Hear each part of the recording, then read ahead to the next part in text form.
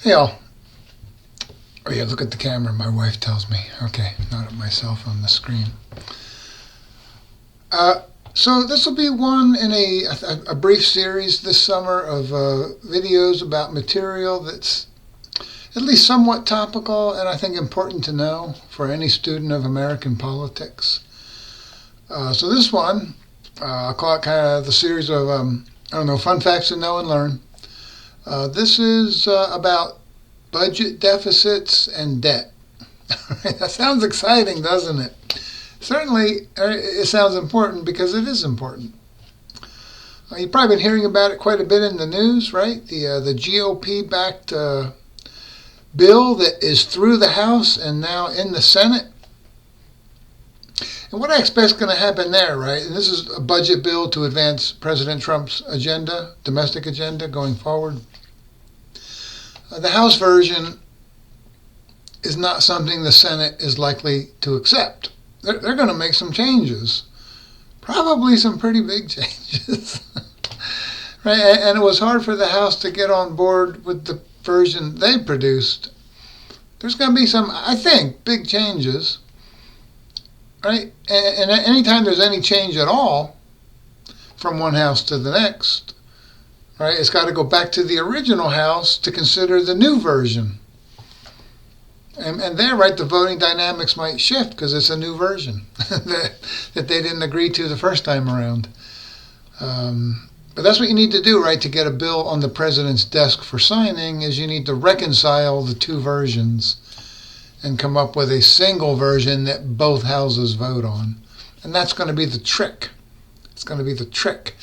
I'm confident Senate Majority Leader John Thune will get it done in the Senate with big changes, I believe.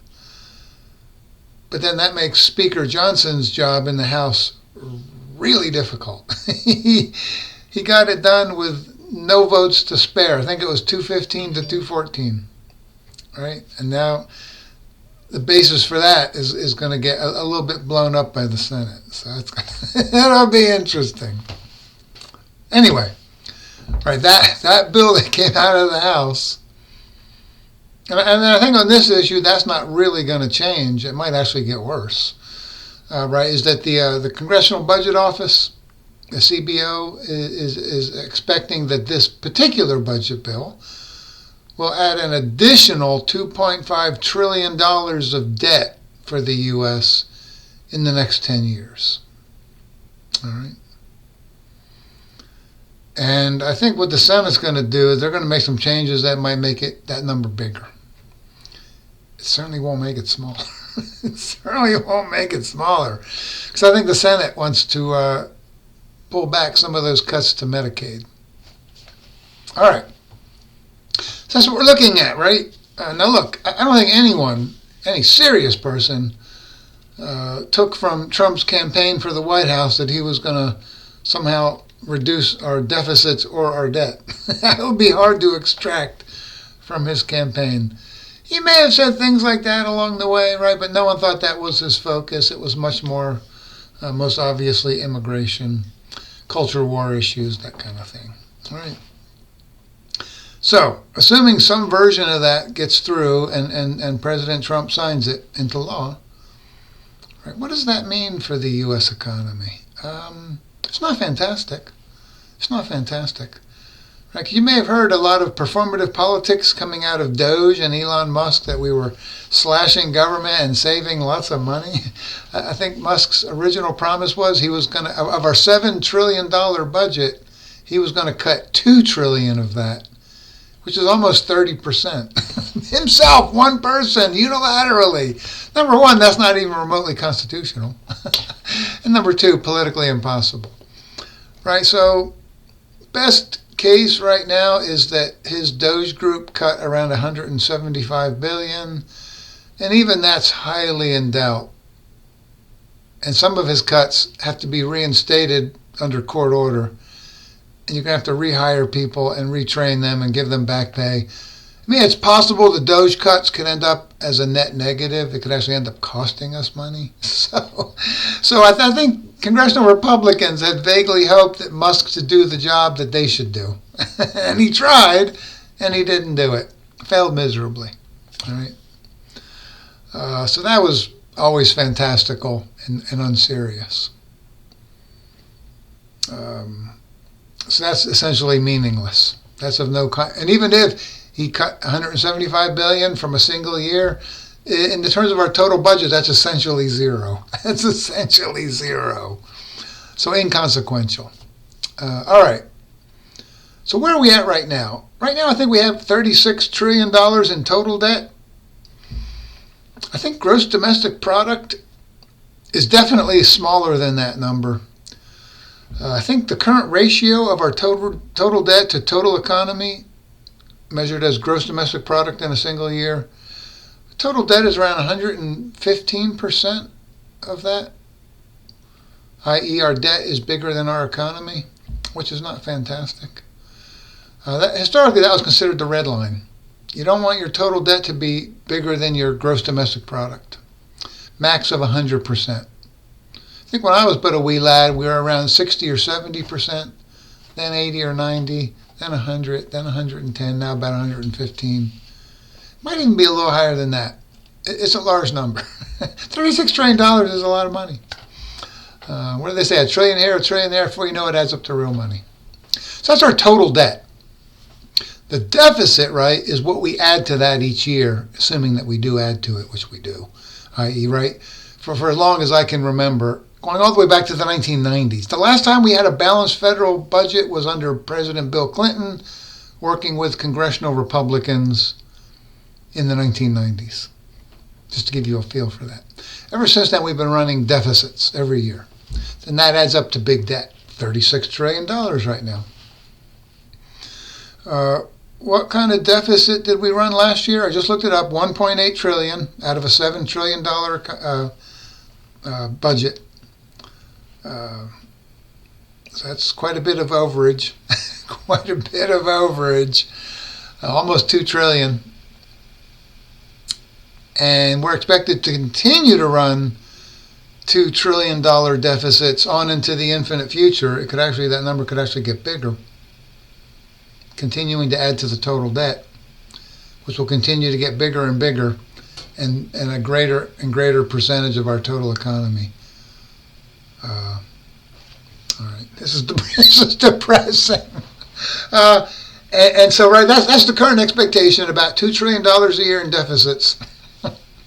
Sounds like funny money. At that number, it almost is. And then this bill will add to that. So that $2.5 trillion over 10 years is in addition to that. That's not That's not replacing that, which would actually be really good. It's in addition to that. It's in addition to that. Oh man. So, something that's a problem. Something that's a problem. This is why Elon Musk called it something like a horrible abomination or something. Instead of one big beautiful bill, he said, no, it's a horrible abomination. It's a little bit troubling from that perspective. It really is. I don't know. It's hard to know how much debt we can take on. We don't know what the number is. We don't know what the percentage is. Is 100% a red line? Are we now above that red line? We don't know. We don't know. There's no clear answer to the question of how much debt is too much. But let me say this. Right, currently, the cost of servicing our debt each year, principal and interest, is basically a mortgage. Principal and interest each year is about $1 trillion to service that debt, to pay back principal and interest. And that's about 14% of our total budget. So 14% of our budget each year goes to paying back our debt. So that's not a super productive use of our budget, right? Well, remember, right, with a mortgage on a house, it makes sense, doesn't it, to take on debt and devote some of your income to paying back a mortgage. So as long as you're investing that debt wisely, it can actually be a good deal. So I don't want to, say the sky is falling, but I am saying, that's 14% of our budget. It goes to the debt each year. And that percentage will rise, obviously, if debt continues to outpace the size of our total economy, GDP. Should I have been an economist? Possibly. I know just enough to get in trouble. All right, so how do we gain this ability to borrow money each year? It's through selling, for the most part, treasury bonds. And I just found out today, I thought the max treasury bond term was 10 years. Turns out we also sell 30-year treasury bonds. A sale of 30-year bonds is going to take place later this week. And that's going to be a big test, right? Because when we sell treasury bonds to investors globally, that's what we're doing. We're marketing our debt. We're saying, hey, do you want to buy our debt? We'll pay you back with interest over maybe 1 year for a 1-year T-bond, 5-year T-bonds, I believe, 10-year T-bonds, definitely 30-year T-bonds. You know, and what do investors demand to purchase that debt on the market? We're essentially flogging our debt to global investors, saying, take a chance on us. We'll pay it back. We'll pay it back. We're an affluent, stable, and large country. That's true. Right? So I think we're going to learn a little bit more about what investors are demanding in order to take on that debt over a 30-year time frame later this week. I think that number could end up being north of 5%. That's pretty high. That's pretty high. So bond rates are rising now. Why are bond rates rising? Because investors across the globe are increasingly worried about the size of the U.S. debt, and they're concerned about our political stability. You know, witness January 6, 2021. Right? We nearly gave up on a peaceful transition of power. Right? So we're increasingly politically unstable. Witness what's happening in Los Angeles. And and there are questions about our ability to sustain our debt load. So, and global investors are getting nervous because historically this has been the best country to buy bonds from. And now we're becoming somewhat less desirable. And because we're becoming less desirable, we need to offer a higher interest rate to attract investors because they're taking on risk that we won't pay back that debt. So that's good shit to know, I think. And who's our biggest investor? China. China. China buys the most U.S. debt of anybody. They buy the most treasury bonds. Yes, China. Yes, China. Yes, China. Right? So that makes us a little vulnerable because that gives China leverage right over us. I keep thinking, man, in this trade war between the U.S. and China that Trump has initiated, that they could pull back from buying our T-bonds. And then they might. Right? And if they pull back from buying our debt, we just lost our biggest investor. And we'd have to replace them with other investors. And to do that, right, we would need to raise the interest rate. And the problem with that, right, the higher the interest rate, the higher the cost of our debt. Right? Currently, 14% of our budget every year goes to servicing the debt. Because right now we have relatively low interest rates on our T-bonds. It's like a mortgage for a house, right? My wife and I bought at the bottom of interest rates at like 2.75%. So our mortgage is very attractive. Right now, I think mortgage rates are 7%. If we had purchased our house at 7%, our mortgage would be much larger. Our monthly payments would be much larger. Like a lot larger. You'd be shocked. So that's the problem for the U.S., right? The higher interest rate we need to pay to investors to buy our T-bonds, the higher the cost of servicing our debt. A greater percentage of our budget going to servicing the debt. So these become issues to be concerned about. Yeah, so that's, I think, stuff that any informed citizen should know. A sort of deep background for economic issues and their political consequences. Again, the Republican bill would add to that significantly over the next 10 years. Those are estimates by the CBO. Predicting the future, right, is a bit of a fool's game.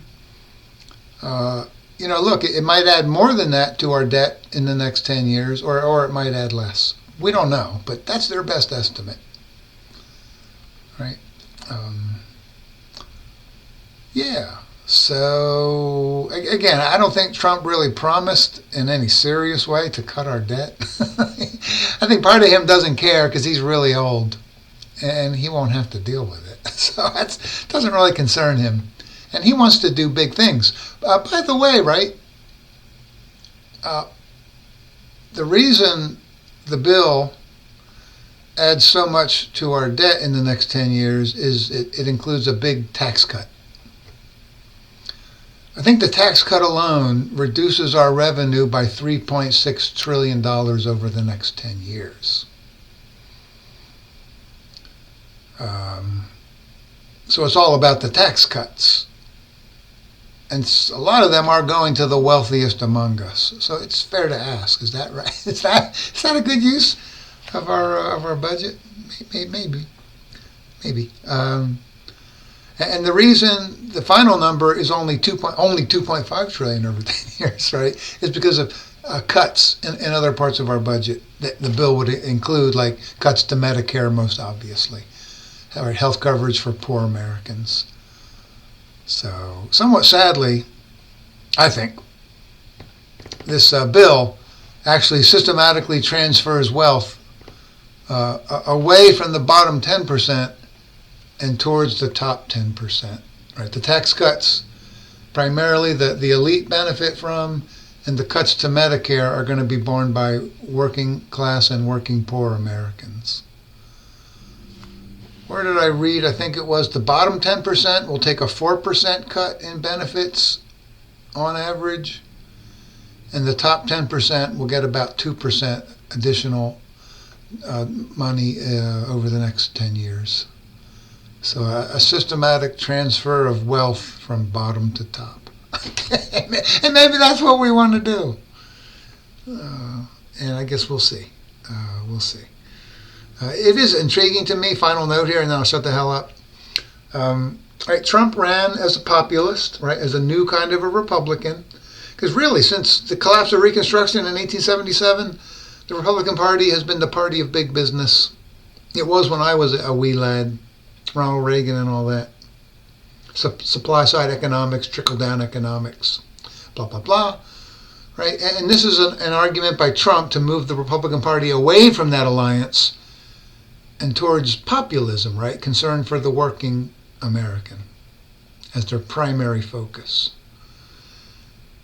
But it seems to me, my call here, my judgment, it seems to me he is refashioning the GOP as populist in terms of culture war issues, like the rights of transgender individuals, more broadly LGBTQ issues, racial issues, diversity, equity, and inclusiveness, as I think partly a play towards white working class Americans, prayer in public schools, to a lesser extent, I think, for politically compelling reasons, abortion, his attack on elite law firms, his attack on elite schools of higher education, colleges and universities. Those are culture war plays to working class Americans, and so, I think somewhat disproportionately white working class Americans.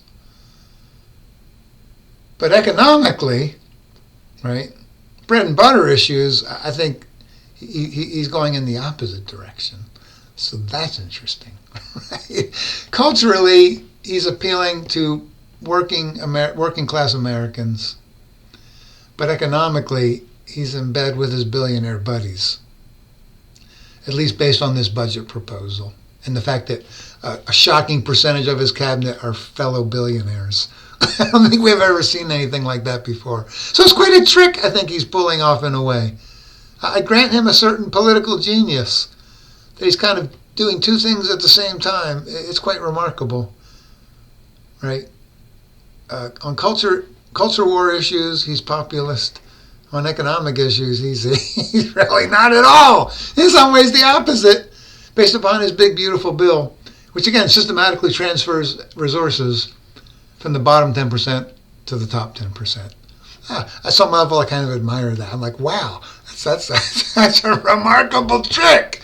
You're a Houdini of American politics. All right, I've talked too long. Hope you found this at least somewhat useful and entertaining.